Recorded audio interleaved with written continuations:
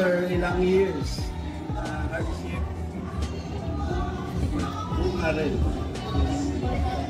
Salamat din ako sa Pitmaster Sports Club.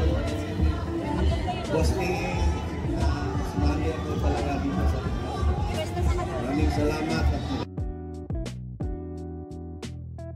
Good day po sa lahat ng nanood ngayon sa Bayan sa Bungero sa Pitmaster. Parang hindi mo ma-explain yung kasayahan mo. Lahat ng nagsasabong, nag-ambisyon talaga mag-champion sa Pitmaster or anong mga malaking derbies. Pero nag-ambisyon din tayo dito. Simula pag-umpisa ng Pitmaster. Para kasi sa akin, parang kung kailangan mong tiyaga talaga na hindi ka titigil, sali ka lang ng sali, balang araw, masungkit rin yan. Nagsimula ko way back, college days ko pa yun eh. Nag-farm tayo sa Mindanao, sa Osami City. Tapos, yung mga bloodlines ko noon, nakuha ko kay Victor Sierra, yung Shelton Roundhead ko. Tapos binilin ko. Kay Kong Sunny rin, nakakuha rin ako sa kanya yung sweater niya, yung bruise niya. Tapos nakakuha rin ako ng machine kelso niya. Parang biniblend-blend ko lang sa... Tapos hanggang ngayon, parang nilagyan ko na lang ng mga infuse, pero nag-base talaga ako sa Shelton Road. Halimbawa, mag-breed ako ng... Basta lahat ng bloodlines ko, lagyan ko ng Shelton, tapos parang naglagay na ako konting sweater or kelso, parang ganun lang. Baliktaran. Halimbawa, 3/4 Shelton, 1/4 sweater or half Shelton, 1/4 sweater kelso.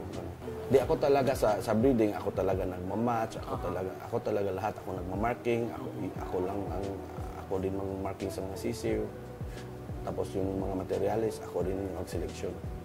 Stricto lang ako sa materials. May alimbuyugin rin tayo na may Shelton rin yun na nilagyan natin, pero yung forma niya, alimbuyugin, pero yung sa loob niya, Shelton na yun.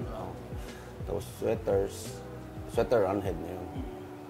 Yun lang ang saan talaga. Yung una, ang ginawa namin, yung body conformation ng manok, parang, ang inisip ko lang, yung manok, parang ilagay natin boxer. Dapat yung build niya as a boxer, hindi pwede as a wrestler or as a basketball player. Parang ginawa ko yung katawan sa manok para pang boxing talaga siya or pang laban. Tapos dyan ko tinitrain. Yung una, yung katawan muna bago ko sila i-train. Ang nangyari kasi dito sa Pitmaster, lumipat ako ng farm ngayon. Paglipat ko ng farm, hindi pa tapos yung gradas. Doon kami, pag umuulan, tumutulo pa nga eh. Kaya nga, yung panalo natin, parang sobrang blessed talaga yung dalawang entries ko. Yung una, grabe yung pagsubok. Kasi first 3 fights talaga eh. Tapos yung kasunod, yung 4 hanggang nanagos yung isang entry, hindi ko na tinuloy kasi 2-1, 2-1, 2. Yung isa 2 win, 1 lose. Yung isa 2 lose, 1 win. Hindi ko na tinuloy yung isa. Kaya simula nun, nagdiretso na siya. Ang finals? Simula sa semifinal, yung nag 3 points ako sa semifinal, sabi ko sa sarili ko, kung ito yung galaw ng manok sa semifinal, dalhin lang yun din ang galaw nila sa finals. Malaking chance. Kasi talaga ako doon na pag yung resulta dito, yung first fight ko sa finals, okay naman yung second fight.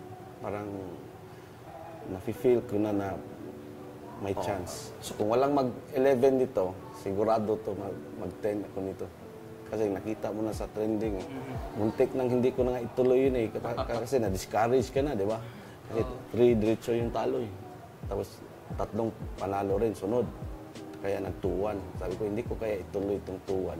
Kasi parang bundok pang akyatin mo eh. Batangas, Lipa, San Benito. Pero may farm ka rin po sa Mindanao or wala na po? Usamis. Usamis din po. Parang conditioning area ko lang yung Lipa eh. Mga 600 siguro. 600. And dun sa Osamis, dun ang breeding, Mga 1,000 siguro. ang yearly production nyo is 1,000? Hindi. Or more? 500, 600. Ganun na. Then Kasi yung hindi max naman ako 600. Kasi stricto ako magkaling hanggang umabot sa 3-year-old, mga 200 or 115 lang. Yun lang yung matindi. Naglalaban din tayo ng stag. Usually, mas gusto ko kasi kaki. Kak. Mas Bakit? hiyang yata ako kasi yung stag okay naman din maglaban. Pero yung kak, parang mas marami yung champion ko sa kaki. Yung grupo sa Beastmaster, parang kuanto, maganda talaga dito kasi pinakita nila na yung tulad sa akin, taga Mindanao ako eh. May chance talaga lahat na mag-champion. Yes. Patas talaga na kahit sino, dito mo matesting yung bloodlines mo na ayos ba?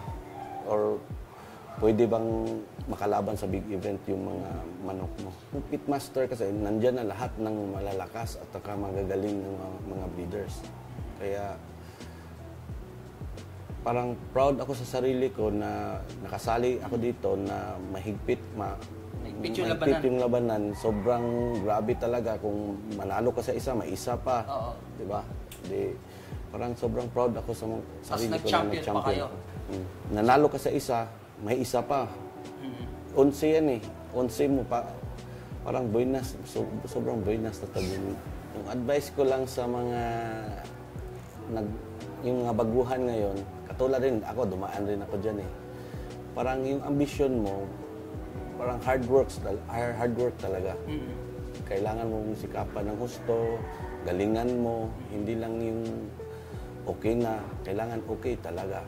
Kasi pag hindi ka marunong mag-selection, yung parang diyan ka masubukan kung kaya mo bang magkal ng malaki ng manok.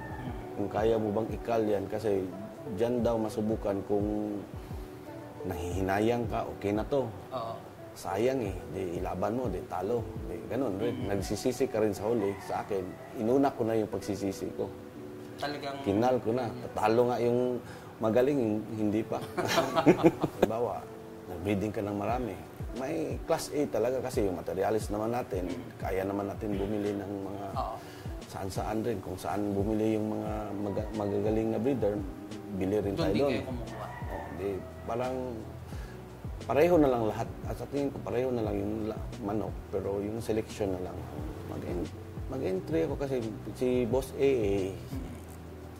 doon naman ako magpasalamat. Doon isa din yung pasalamat ako kay Boss A na siya yung magtawag ko sa kanya, mag-finance. Siya yung mag-finance ng manok ko. Nakatulong talaga kasi ako, hindi naman ako gambler eh.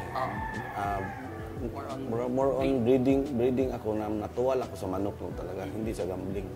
Kaya tatawag ako kay Boss A na may sali ako dito sa Pitmaster nga, yung pagtawag ko sa kanya, sabi ko, sali ako boss.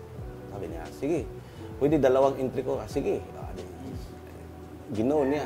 Kaya sabi niya sa akin, buti lang, dinalawa ko yung entry mo. Nandyan si AA. Kasi kung hindi ako nakasali dito, hindi ako nag-champion. Unang-una yung Pitmasters group, lalo na kay Boss AA na hindi ako nag-champion kung wala siya. Kasi yung pagtawag ko sa kanya, pumayag siya. Sa lahat sa inyo, i-greet ko kayo na sana magpatuloy kayo sa mga breedings niyo na pagandahin niyo pa yung mga susunod yung mga palahi para huwag kang mawalan ng pag-asa. Tuloy lang talaga yung laban ng laban kasi pag hindi ka lumaban, hindi ka talaga mananalo. Ganun lang yun. Pag tumigil ka rin, hindi ka rin mag-champion kasi tumigil ka na eh.